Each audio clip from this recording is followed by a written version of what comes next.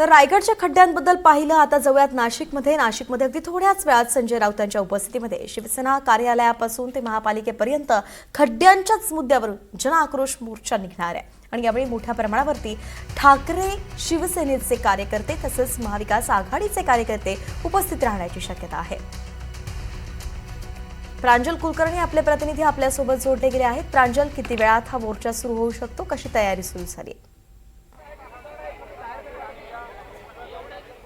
वैष्णवी, आपण जर बघितलं तर खड्ड्यांच्या मुद्द्यावरून नाशिकमध्ये ठाकरे सेना ही आक्रमक झाली आहेत। माझ्या मागे आपण जर बघितलं तर शालिमार परिसरात जे शिवसेनेचं मुख्य कार्यालय आहे तिथे आता हे सर्व कार्यकर्ते असतील, नाशिककर असतील, हे जमण्यासाठी सुरुवात ही झालेली आहे। खरं तर आपण बघितलं तर आता काही वेळापूर्वी संजय राऊतांची पत्रकार परिषद देखील झाली आणि महापालिका आयुक्तांनी राजीनामा द्यावा अशी त्यांनी मागणी देखील केली आहे। गुन्हे दाखल करा असं देखील त्यांनी म्हटलेलं आहे। समोर आपण बघितलं तर यमराज देखील इथे दाखल झालेले आहेत आणि एक वेशभूषा त्यांनी तयार देखील केलेली आहे।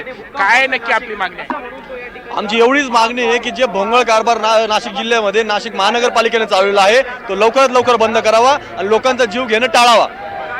आज काय नक्की वेशभूषा आणि का केली? माझी वेशभूषा ही यमराजाची केलेली आहे की लोक म्हणतात की यमराजाने जीव घेतला, पण हा जीव माझ्या याच्यामध्ये नाही तर महानगरपालिकेने घेतलेला आहे। हेच आव्हान हेच समज लोकांना देण्यासाठी मी ही वेशभूषा केलेली आहे। घटनेत आहेत केशवपूरचे तर आज हा मोर्चा कशा स्वरूपात असणार?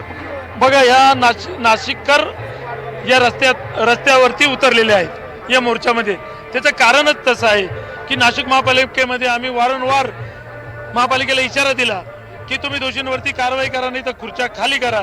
तुम्ही जर दोषींवरती कारवाई केली नाही तर आम्ही रस्त्यावरती उतरू, म्हणून आज सर्व नाशिककरांना घेऊन शिवसैनिक रस्त्यावर उतरला आहे। बघा, आता शिवसैनिक आता रस्त्यावरती उतरलेले आहेत।